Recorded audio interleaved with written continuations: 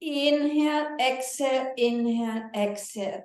All these stories actually create quite some stress for us, consciously or subconsciously. So this is great for the adrenal glands to get a little release. Inhale out, exhale, hit.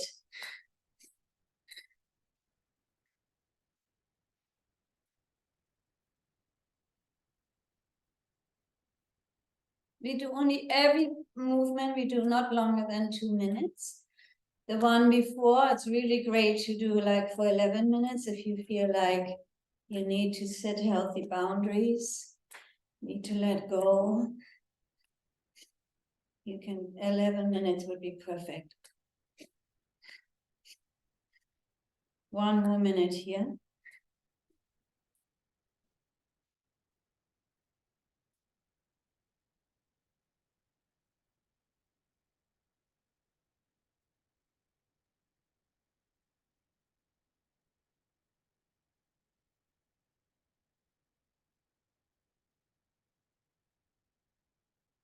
Good, last 30 seconds.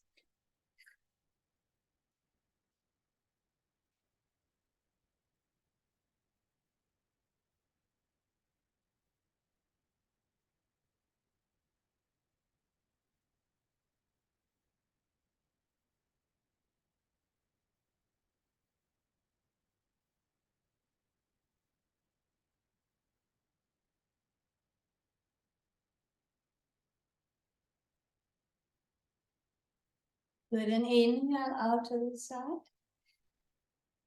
Suspend your breath. Palms facing now forward. Exhale. Inhale, bring your arms further back. Exhale, back out to the side. So inhale, you go back.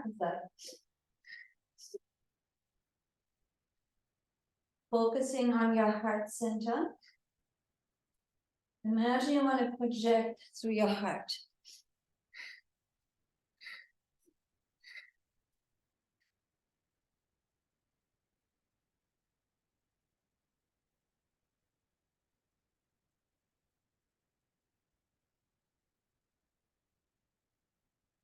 And the gravity wants to pull on your arms, so press against gravity.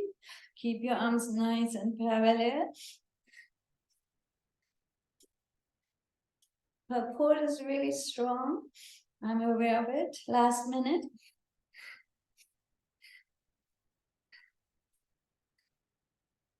But for everything that Nirmala shared, we needed total openness, awareness, consciousness. Like you shared so nicely in the sharing part, how the people that you're surrounded with right now, they're really present.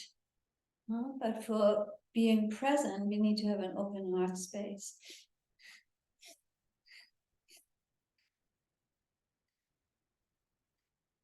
Just a little bit more, come on.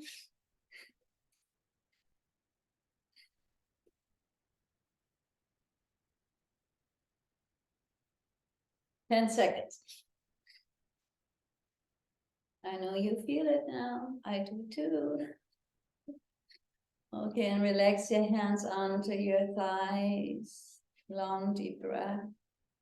Chin to chest. Right ear, right shoulder. Drop your head back to your liking. Left ear, left shoulder. Big rotations. I like for us to inhale through the nose when we bring our head up. Exhale, open mouth, chin to chest.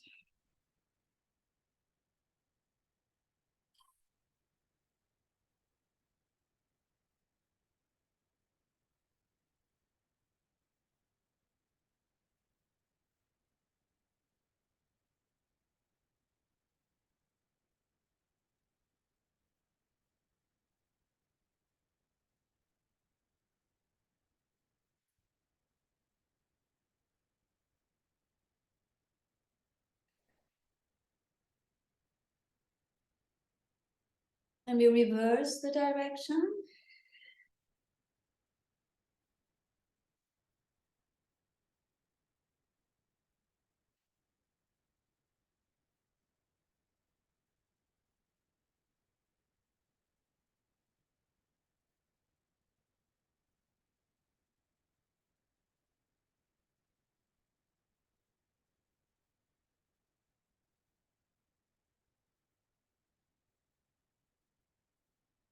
Come to center, bring your elbows back, palms facing forward, and bring your elbows really back as far as you can. That's your inhale. Exhale, push. Exhale, open mouth.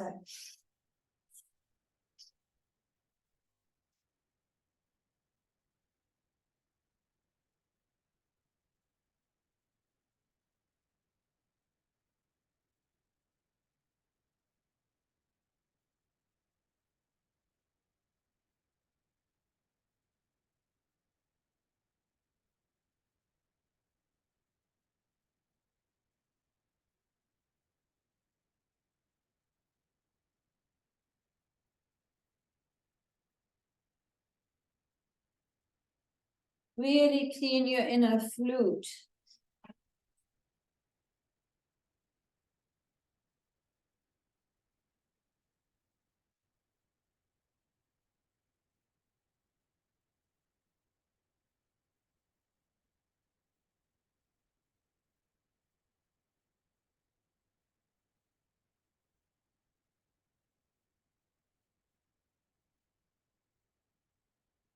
Breathe deeper for the remaining 30 seconds.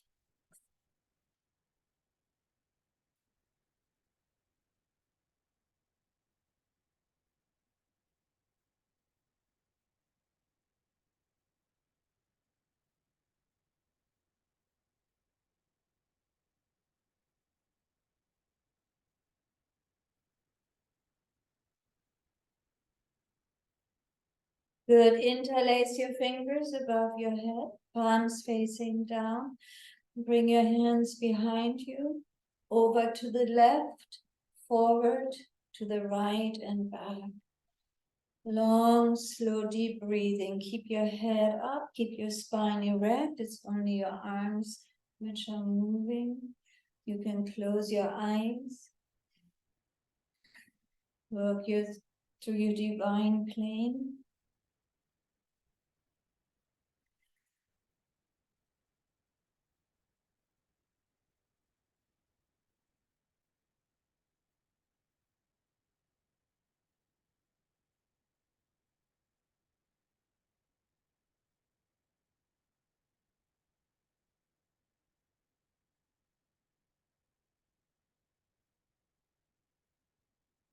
Let's reverse the direction.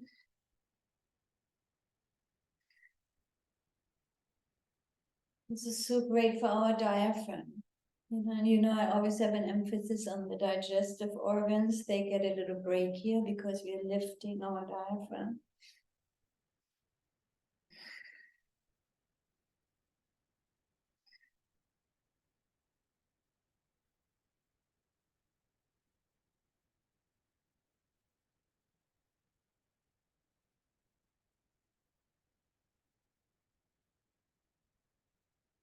Last 30 seconds.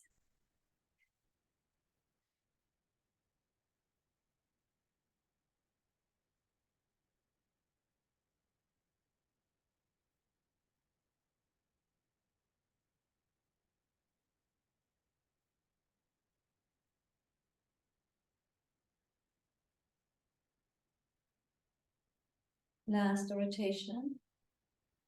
And then rest your hands onto your thighs or knees, eyes are closed.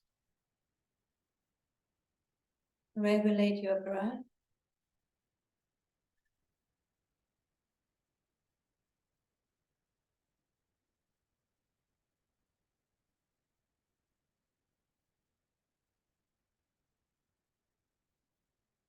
When we open our eyes, and I like the following mudra because it reminds us of to what Nirmala said, because there's whatever you shared at the base of it is really surrendering. So we want to go like you just rotate as long as you want the energy in front of your heart, and then you give it over. So you can inhale here and exhale.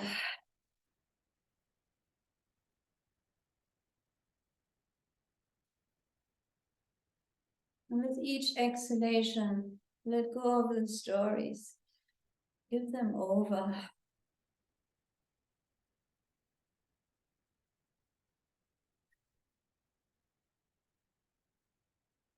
because they're just made up.